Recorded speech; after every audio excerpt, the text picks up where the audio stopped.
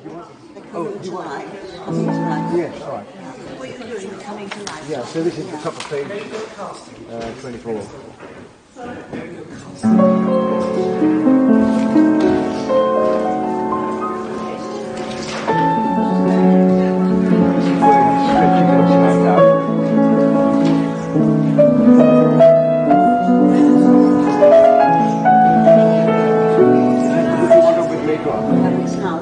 My name is Michael Byrne. I'm a researcher at the University of Cambridge exploring themes of aging and intergenerational creativity in dance. Since 2011, Nigel Hodgson and I have been documenting David Drew's valiant crusade to revive Helpmann's lost wartime work, Miracle in the Gorbals. The footage to follow offers insight into the process behind the reconstruction of a lost dance drama, but more importantly, it celebrates the artistic power of the senior performer within the youth prize discipline of classical ballet. This ballet is based on a play which was written by Jerome K. Jerome, who was the author of The Passing of the Third Floor Back. However, Helpmann and his lifelong partner, Bentel, who was a stage director, in fact, at the Old Vic, came up with this idea that they would transpose the story to Glasgow and indeed to the most notorious slums there, the most notorious slums in Europe at that time. We're talking about 1944. And I first became aware of it in 1958. When Robert Helpmann came back to the Royal Opera House and had a season of his ballets and remounted Miracle in the Gorbals. And I, as a young dancer in the company, which was by then called the Royal Ballet, I was thrilled to be in it because it was such a dramatic piece and I liked dramatic ballets very much. So here I was going to be a member of the Razor Gang, which actually at the end of the ballet was going to kill him. And it left a huge impression on me as a piece. Helpmann's performance in the ballet was so convincing that I came off into the wings, convinced that I really had been part of a group of people who had just killed a very good man. The sadness is that it has never been performed again since that last season in 1958. And I'm hoping that it's going to be possible to bring this ballet back to life. Now, this would appear to be a very difficult feat, and indeed it is, because it was never filmed. It was never notated, in other words, written down in a way which dancers can recreate. And in fact, we are dependent upon the extraordinary memories of the people I call the Fab Five. These are dancers who were in the production originally in 1944 and are still alive today. I mean, the oldest of them is the only male in the group, and his name is Henry Danton, who lives now mostly in America. He is 92. Probably the one who has had the biggest impression on me, if I'm absolutely honest, is Pauline Claydon, who is 89 and can remember her own role in the ballet completely. She created the role of the Suicide Girl, which is a very touching part, and has a very sad solo very early on when she's contemplating suicide before she throws herself in the Clyde. And she came up to Royal Opera House in London and taught this role to one of our young dancers, a girl called Kristen, who has a wonderful feel for character work and made a fantastic job of recreating it under the tutelage of Pauline Claydon. The extraordinary thing about this ballet is not the steps. One tends to think of ballets in terms of steps, but not this. This is the dramatic content, the tale which it tells, the atmosphere which it generates. A very unusual piece, and therefore I think something precious, which we should not lose forever, and if we don't grab the opportunity now, it will be lost forever. And this will be a great shame.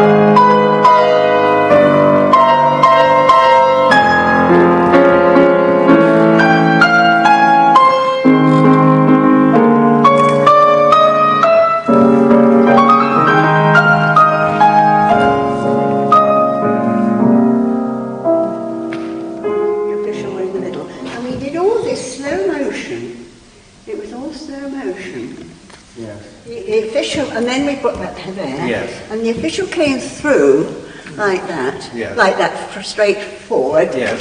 And we pulled our hand back very gently and pulled his hand back with us. Oh, I see. So he was there, and he was like this. Right. Other than this, there is no recollection of any steps in the ballet at all. So therefore, we're thrown back upon the memory of those dancers and photographs that we could find and notes written in the score.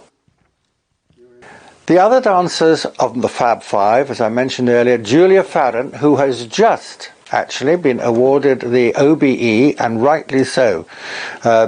She gave wonderful service to our company, and I remember her. She was one of my favourite dancers when I first joined. Later, Julia took over the role of the prostitute and performed in that also extraordinarily well. Then there's also Jean Bedels, who became the ballet mistress for the company. She had a relatively small role originally. She was the mother of the lover, the young lover. Now this role was created by a name which many people may remember, Maura Shearer. Sadly, she is no longer with us, and so she cannot contribute to it. But the role which she created of the young lover was later taken over by the fifth member of my Fab Five, who is Gillian Lynne. Now the intention is that she, who was also originally in the ballet, is very happy to try to re-choreograph the ballet. Now, we have to use this term very loosely, because certainly it is my hope that we should be as close to the original production as possible. And by using photographs and by reading notes which are written in the score, and by bringing together certain of those original performers and comparing notes from them, that we are getting surprisingly close to what we believe the original performance was like. A very successful day that we had at White Lodge, which is the junior school of the Royal Ballet. This was on the 19th of November when we had about 60 people. They all came together. We tried out the various crowd scenes and the dancing in groups and the jitterbug, which was very much the dance of that time. There are all these exciting elements in this production. It's not just a very sort of serious, heavy drama by any manner of means. And so we are entirely dependent on these remarkable people to keep it alive.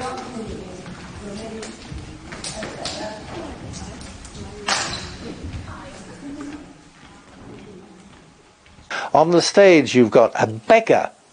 He's there throughout, from beginning to end. He sort of plays his fiddle when he can from time to time. He finds fag ends. He's an extraordinary character. And you've got the prostitute that was played originally by Celia Franklin, then by Julia Farron. You've got the priest who rules this community with a rod of iron.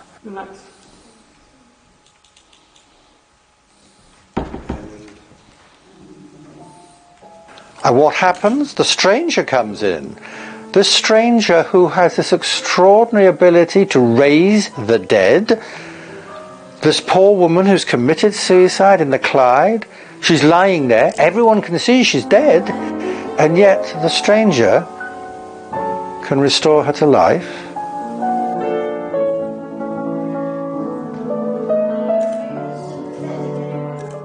The priest becomes very jealous. This man has moved in on his turf. This cannot be tolerated. And this man of the cloth, what does he do? He gets hold of the local razor gang, who keep the razors in the peaks of their caps. And they are going to set upon the Christ figure. The cap comes off, the blade is there in the peak, slash, slash. And Christ is yet again slaughtered. And possibly this is the whole basis of this scenario. The Christ figure, whenever he reappears, in whatever generation, at whatever point in history or geographically, is doomed always, finally, to be crucified.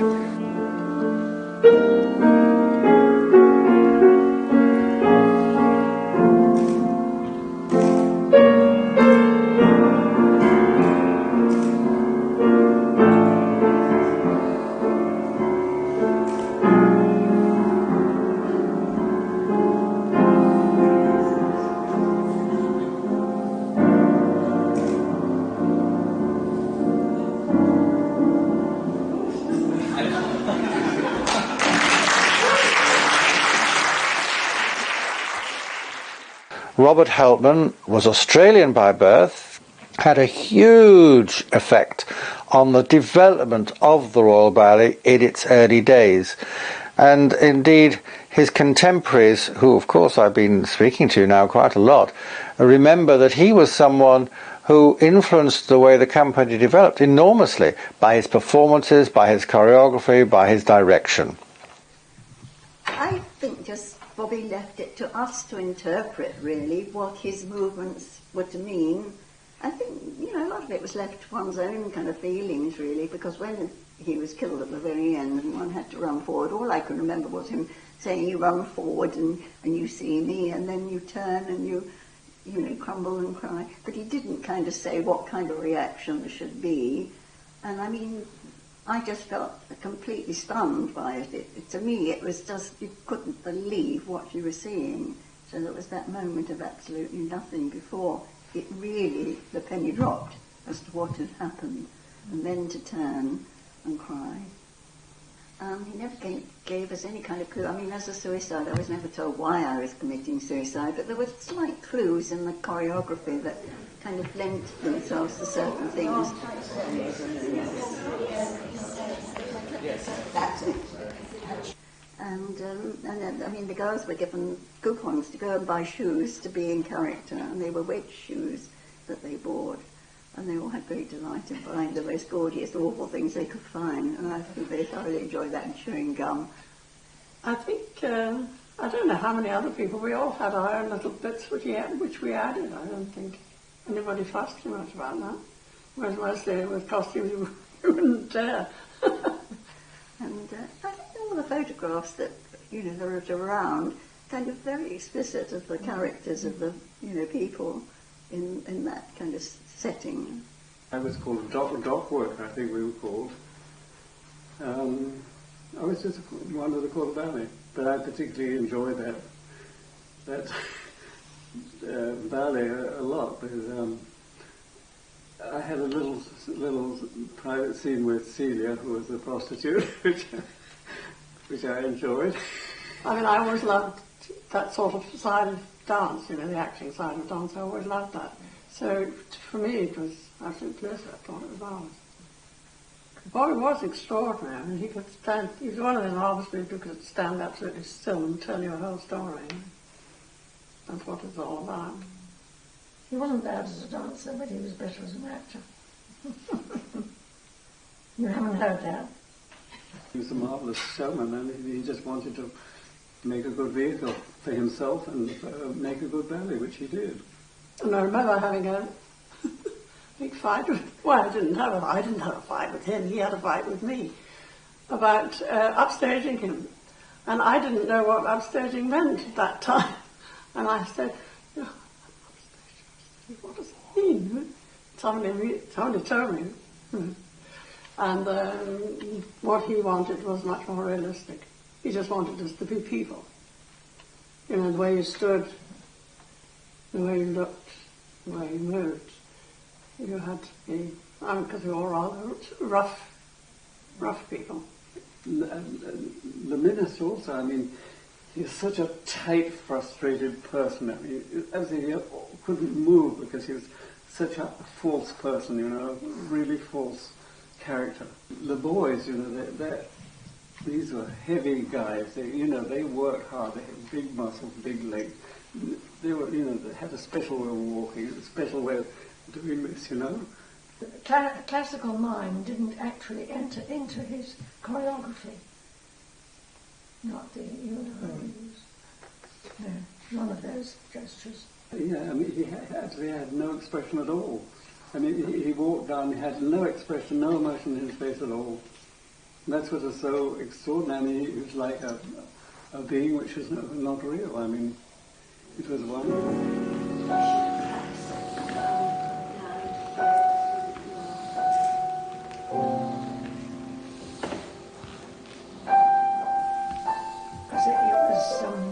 It was after the stranger had brought the suicide back to life, and she was standing in front of him, sort of like this, and we were all the company were doing Scottish dancing around them.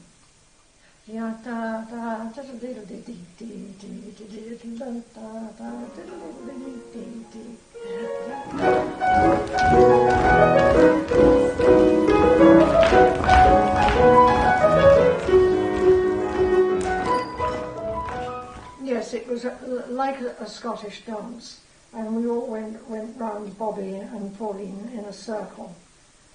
So how many boys and girls there were? We were boy, girl, boy, girl, boy, girl, going round them. And we finished up on our knees. Da, da, da, da, dee, dee, dee, dee, dee, da, da, da, da, da, da.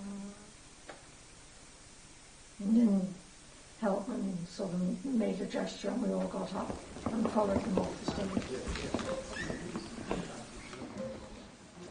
I think everybody who's in the theatre likes to tell a story. I mean, that's really what it's all about, isn't it? And I think a lot of dancers like just to do the steps. But a great deal of them enjoy telling a story too. These darling kids that we mix together, lots of different schoolings and things like that, they aren't used to working with dramatic subtext. And you have to have that for this ballet. So I was pushing at that at them all day. But it isn't something you learn like fifth jump, and that's easier to learn that. You see, why David Drew wanted to get this going was that he feels that Bobby hasn't had quite enough adulation, as the adulation stakes go. And I think he's right there. And we feel the same about this, Sir Arthur.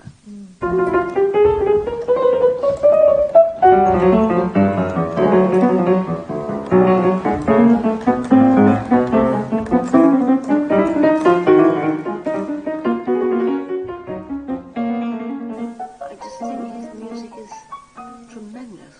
Earthy and tuneful and riveting, dynamically interesting, rhythmically interesting. We talked a lot about these hands, the El Greco hands. Now you want to get the strength. And I think we could have a go at it again now. I think, we could make it. It would need very careful rehearsing, and it would need. I didn't have time to put all the detail I'd like, obviously, put into it, because I had to get some of it on its feet. But it needs careful, dramatic detail. We believe that eventually we are going to be able to bring together a very faithful reenactment of what that first ballet performance was.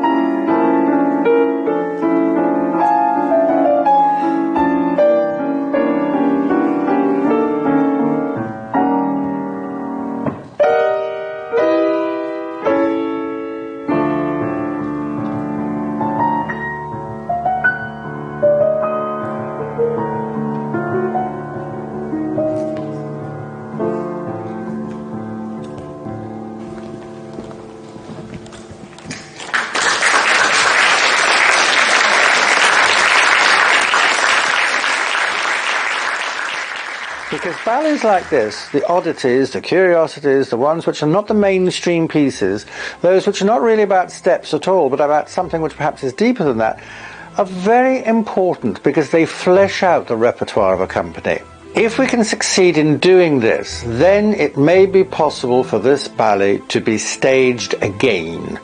And with any luck, keep our fingers crossed, it may happen.